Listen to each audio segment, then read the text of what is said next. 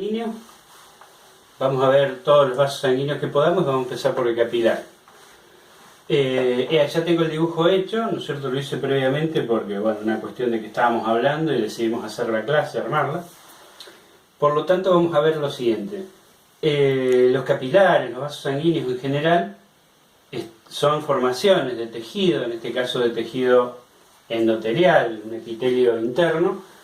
O sea que cada uno de estos que están formando acá, que tiene un puntito, es una célula que forma un tubo. Tubos de extensiones kilométricas, ¿cierto? Cientos de miles de kilómetros de vasos sanguíneos tenemos. Por ahí es una exageración, pero bueno, es mi forma, digamos, de exagerar a veces las cosas. Yo acá hice, por ejemplo, la extracción de una célula para que ustedes vieran, por ejemplo, que los capilares tienen el espesor de una célula.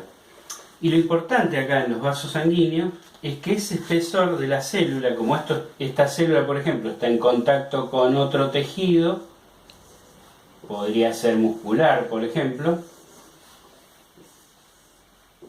el intercambio de material se va a dar entre la célula, el espesor de la célula, es decir, el de la membrana de esta célula, con la membrana de la otra célula.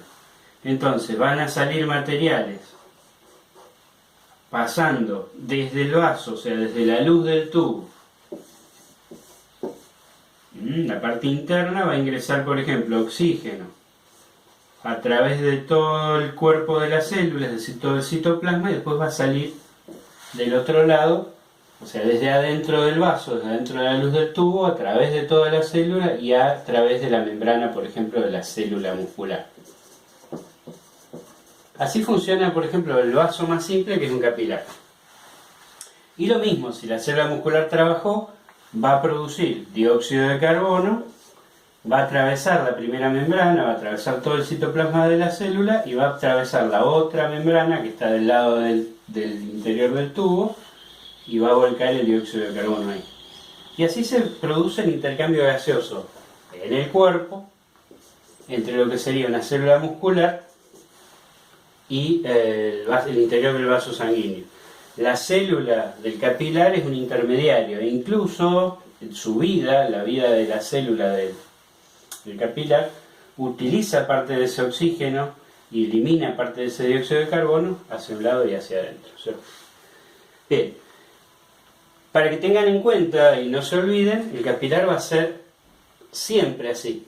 Y este tejido, una de las cosas que a mí me llama la atención, cómo hemos evolucionado, es que se repite en todos los vasos, o sea que en venas y en arterias, la parte más interna de la vena y arteria tiene esta capa también en el interior. La capa que tiene, la capa endotelial que tiene el capilar, que es una sola capa. El capilar tiene una sola capa de tejido.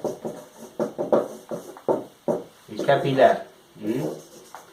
En cambio, por ejemplo, ahora vamos a ver que venas y arterias tienen más de una capa de tejido, pero la capa más interna, la que está en contacto con la sangre, es esta. ¿Cuál es la diferencia? Que al haber más capas en los otros dos vasos, estas sustancias no pasan al interior del cuerpo. Como por ejemplo la arteria aorta, si ocurriera esto que mencioné acá, ¿no? El intercambio gaseoso, entonces perderíamos todo el oxígeno a mitad de camino. Entonces eso no tiene que ocurrir. Los que tienen que estar encargados de hacer el intercambio gaseoso son los capilares. Entonces por este lado estaríamos ya viendo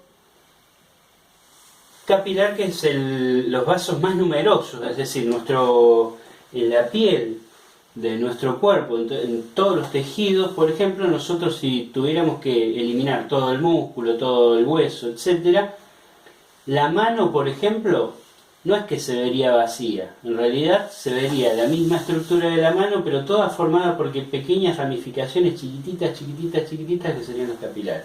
Esto, por ejemplo, si yo destruyera todos los tejidos, hueso, músculo, los de las articulaciones, venas, nervios y arterias, que son macro visibles, vamos a decir así, o sea que se pueden ver a simple vista, la estructura microscópica de la mano quedaría tan armada como esta mano que pueden ver ustedes acá.